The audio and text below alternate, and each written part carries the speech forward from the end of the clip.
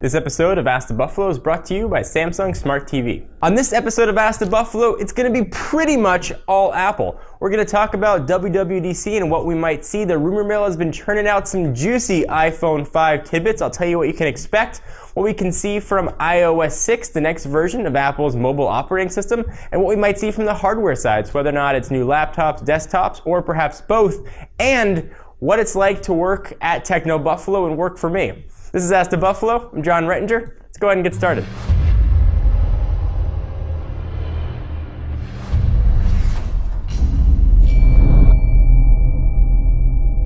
Josh wants to ask, could leaked hardware mean a new iPhone released this year at WWDC, or do you see Apple just showing off iOS 6? The site 9to5Mac really broke the dam on iPhone 5 rumors, and we can now see, presumably, what the next iPhone 5 is going to look like, highlighted by a larger 4-inch screen and a new sort of dual color back. But there's now an aluminum plating in the middle with some sort of plastic or glass on the top and the bottom. Plastic, glass, and aluminum, or aluminium, depending on where you are all very, very, very good materials for allowing signals in and out. So presumably we'll have a much stronger antenna built into the new iPhone. Not much being mentioned about that. And hopefully we're going to see a new redesigned iOS 6. But will it be at WWDC? Sort of the prevailing line of thought was that Apple was going to keep up with an October-ish release cycle like they started with the iPhone 4S.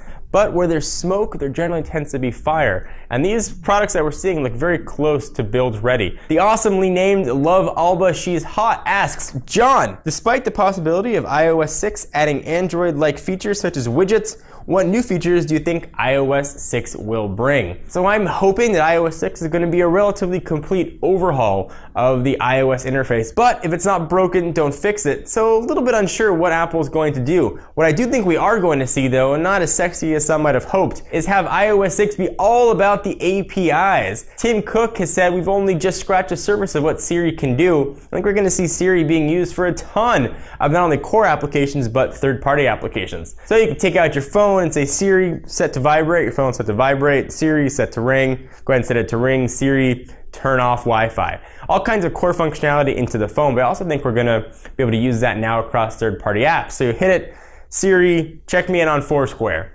You know, Siri, add Facebook status to wish you were a Facebook phone. Whatever it might be, the possibilities are really endless. Siri is very capable, and I do agree with Tim Cook, but I think we're just starting to see little glimmers of what Siri can do. Lan Win, who wants to ask what it's like to work at Techno Buffalo. Hey John, what kind of boss do you consider yourself to be, and what would it be like for others to work for you? So I thought it would be best to not have me answer that question, but to actually let you talk to one of the Techno Buffalo staff members. If you read the site often, you've probably read some of his articles. Let's see what Brandon Russell has to say. Greatest day of my life was when I met John. John is the nicest boss in the world. He has the body of the situation and the face of George Clooney. He sometimes lets his employees eat food, and other times he even lets us go outside when the sun is out. The other day he let me dig through his trash where I found an already chewed piece of gum.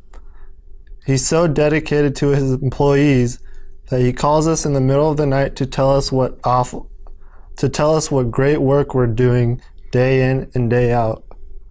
Does this look like the face of an unhappy employee?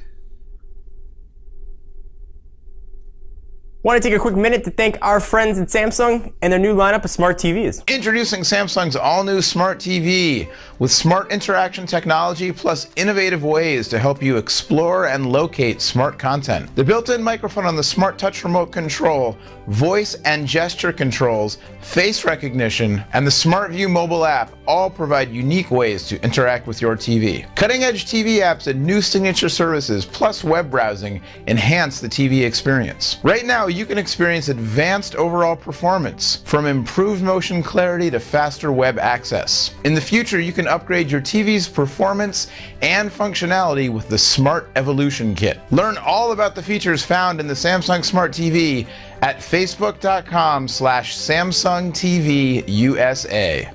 All right, so our last question, it's all about the hardware. R. Martin wants to know, hey John, I'm thinking about buying a MacBook Pro with Apple's WWDC, which does stand for a Worldwide Developer Conference, coming. Do you think the updates will be that much better than the current MacBook lineup? Do you think I should wait or buy the new one? It's coming very soon. It's on the 11th. Depending on when you're watching this, it's probably just a handful of days away. Wait a couple days. Presumably we are going to see new Macs debut at WWDC. I think we're going to see new MacBook Pros, new MacBook Airs, updates to the iMac line. I talked about that in previous videos. We're going to see Ivy Bridge put in there. We're going to see Retina displays. And hopefully we're going to see new sleek designs from the MacBook Pro side, and hopefully a little smaller chin on the iMac. So wait, if you're thinking about buying a new Apple product, any product, over the next couple weeks, wait until the 11th. Wait until the 11th. Wait until the 11th. Hopefully that helps answer a lot of the questions out there. I hope you guys enjoyed this episode of Ask the Buffalo. We're back every Monday answering your questions no matter what they are from the world of technology. I'm John Rettinger. I'll see you in the next video.